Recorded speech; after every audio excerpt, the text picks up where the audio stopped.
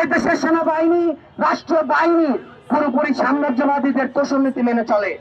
বিশ্বকে ভাগবাটোয়ারা করবে Latin America, African কান্ট্রিগুলার, যে আসলে খনিজ তেল, খনিজ সম্পদকে লুটপাট করার জন্য যখন তারা এখানে খনিজ সম্পদ লুটপাট করবে, সেটাকে পাহাড় দেওয়ার জন্য আমার দেশের সেনাবাহিনীকে সেখানে পাঠাবে।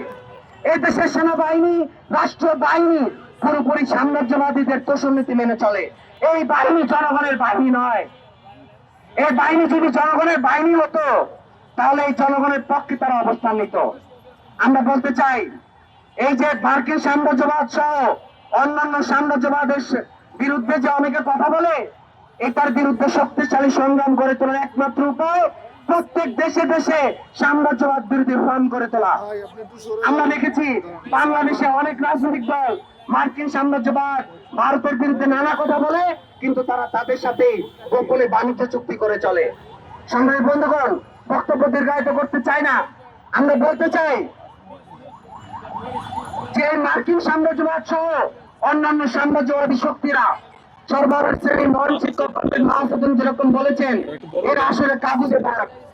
তারা অনেক মহান হলেও, অনেক বড় শক্তি মনে হলেও জনগণের ব্যাপক স্রোতে তারা আসলে বৃষ্টির মধ্যে যেরকম কাগজে ভাগ ভেসে যায়, তারাও ভেসে যাবে। আমরা বলতে চাই, বাংলাদেশের যে দালাল সরকারগুলো রয়েছে, যারা মুখে আসলে সাম্রাজ্যবাদ বিরোধিতা, মুখে ভারত বিরোধিতার কথা বলে, কিন্তু দিন শেষে তারা আপোষ করে চলে, তাদের বিরুদ্ধে আমাদের তীর নিক্ষেপ করতে হবে। সংগ্রামী বন্ধুগণ, দিন শেষে দেশে দেশে মার্কিন সাম্রাজ্যবাদ সহ অন্যান্য রুশ, চীন সহ সকল সাম্রাজ্যবাদ, ভারতীয় সম্প্রসারণবাদ এবং ইসরায়েলি জাহানবাদ বিরুদ্ধে দেশে দেশে সকল জায়গায় ঐক্যবদ্ধ বড় বড় ফ্রন্ট গড়ে তুলতে হবে, যাতে করে এদেরকে মোকাবেলা করা যায়। এর বিরুদ্ধে সংগ্রাম গড়ে তোলে কেবলমাত্র শ্রমিক, কৃষক, মধ্যবিত্ত, নারী, আদিবাসী সহ নিপীড়িত জাতি জনগণের সরকার, সংবিধান, রাষ্ট্র ক্ষমতা প্রতিষ্ঠা করার মধ্য দিয়ে কেবলমাত্র সাম্রাজ্যবাদকে বিরোধিতা করা যায়।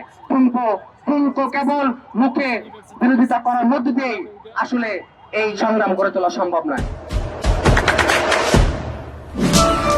দেশে দেশে সবার সাথে দ্য নিউজ।